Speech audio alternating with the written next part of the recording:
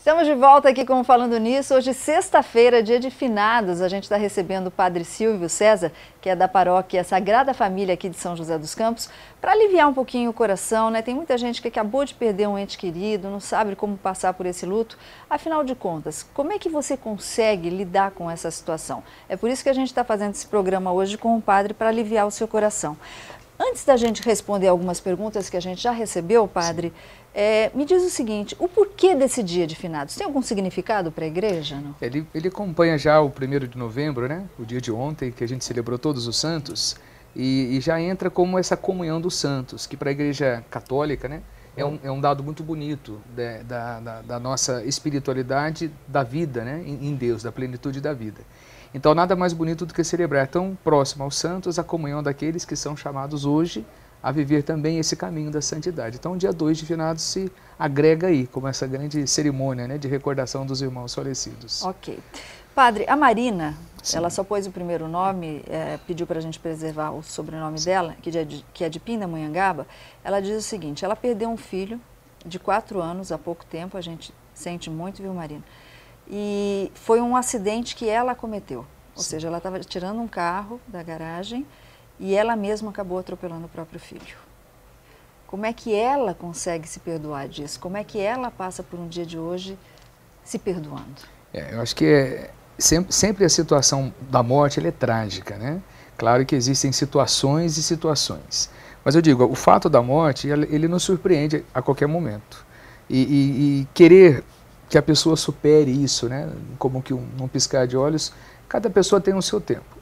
Numa situação dessa que é muito particular, né? É o acidente da morte e esse peso, né? Que a mãe pode levar, né? Por um tempo ou para sempre no coração.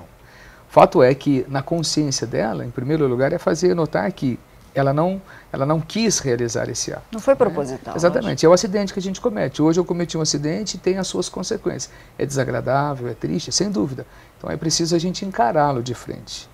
Então acho que é nessas horas ajudar a pessoa a não ficar ali, né, remoendo, fazendo curtir, né, a tristeza desse momento. Fato acontecido, como é que a gente pode viver a partir daí? É como quando a casa caiu. O que nós vamos fazer? Vamos ficar olhando para os escombros ou vamos ver se dá para recuperar alguma coisinha e reconstruir a vida a partir deu? Então vamos embora. Claro que na linguagem é muito mais fácil, mas o tempo ele precisa ir sendo bem apurado aí. Né? Entendi. Em primeiro lugar é essa mãe ter a coragem, mesmo na sua fé, né, no seu cristianismo, de ter essa consciência, né, ao perdão. Né? A misericórdia de Deus. Ela se perdoar também. É fundamental, Entendi. fundamental. Enquanto ela não viver o seu perdão pessoal, ela não consegue dar esse passo. Entender que a fatalidade, ela pode nos visitar, é desagradável, desmonta a nossa casa, mas ela não pode ser a palavra determinante para nós. Marina, eu não sei se o padre lembra, teve uma artista que, se eu não me engano, passou por uma situação dessa também. Sim, eu já ouvi falar de situações assim. Eu não lembro quem foi, né? Eu não lembro quem foi, mas ela também passou por esse luto que você está passando e ela conseguiu aí se recuperar, tá bom? Antes, o Bubinha, o que foi que você me contou? Que você tá... da grande família, né? Isso, Bubinha. O Bubinha está tentando lembrar o nome. E o Pedro, que é de Taubaté, ele diz o seguinte, que ele sempre brigou com o pai dele. Sim. Eu estou editando a história. Ele sempre brigou com o pai dele, sempre teve muitos problemas. E o pai dele faleceu de repente. E ele nunca conseguiu pedir perdão para o pai. Exato. E ele não consegue se perdoar. Uhum. E aí? O mesmo caso, eu acho que... Desculpa interromper, padre, ele colocou até aqui que ele não consegue nem ir ao cemitério no dia de hoje e colocar flor. Pô, já deveria começar a fazer isso, né? Acho que vencer, né? Também dar a si essa capacidade do perdão, né? Acaba sendo um ensinamento, né? Acho que para muitos que estão assistindo e de repente estão vivendo situações assim, né? E não percam tempo em viver a experiência do amor, em superar as diferenças, né? Fazer notar que as diferenças, elas não podem ser para nós sinais de desunião, de desigualdade, são diferenças. Talvez eu não tenha a mesma linguagem, o mesmo modo do meu pai, mas eu não preciso ser inimigo dele. Eu acho que o ser humano aprender essa arte da boa convivência é um desafio bonito. A gente perde tempo com tanta coisa, por que não nos dedicarmos a isso? O tempo da vida é muito breve, sabe, Sol? Eu tenho experimentado isso muito assim, a partir do meu ministério, das conversas que tenho, de situações concretas e da minha vida. Sabe, eu já vivi aquela fase em que eu me implicava muito com pequenas coisas e que hoje eu tenho até vergonha de lembrar que um dia eu fui assim, precário. Não sou o melhor, né? De vez em quando eu tenho lá as minhas fraquezas, mas eu posso dizer com muita segurança, são coisas que para mim eu já olho assim com muita naturalidade. Houve um crescimento. É aquela coisa assim, o personagem da novela que foi medonho o tempo todo, mas no último momento ele deu um sinal de mudança, eu já tô lá assim, puxa vida, que bom, e tem gente falando, não, ela foi muito mal, mas mal. ela se redimiu, mas né? Eu acho que isso é bonito, né? Eu não via outra cena em Jesus senão nesse momento, né? Ele não vai ali ficar somando todas as suas quedas. O fato é, você está agora com vontade de ir para frente, vamos embora.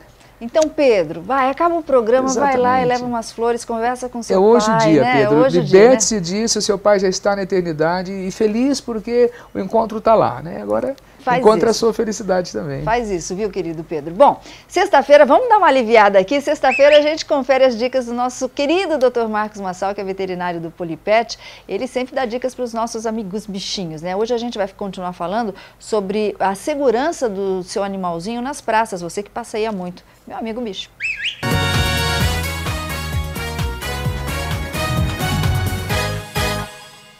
Olá pessoal do Falando Nisso, estamos aqui de novo na praça falando mais sobre a segurança do animalzinho no ambiente externo. Hoje nós vamos falar sobre focinheira.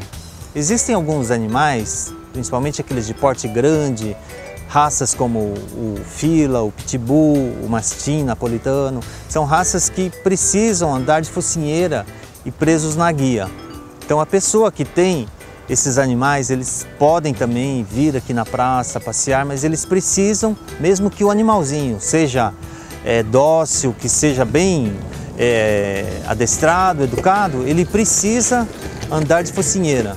Isso é uma segurança para os outros animais, para as outras pessoas, porque o animal de porte grande, se de repente ele morde uma pessoa, um outro animal de porte pequeno, ele pode causar ferimentos bastante graves. Então a pessoa tem que ter a consciência, se quiser vir à praça passear, que ande de focinheira e sempre preso na guia. Essa foi a dica de hoje, até a próxima.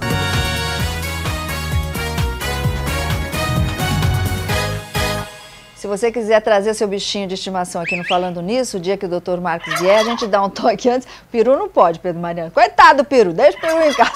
Mas se quiser trazer o peru, o cachorro, o papagaio, o gato, não tem problema. Manda um e-mail pra gente que a gente marca e o doutor faz uma consulta aqui, tá? Ao vivo com o seu bichinho de estimação. Vamos fazer mais uma paradinha rapidinho. É que o Pedro tem um peru de estimação. A gente volta rapidinho, fica aí.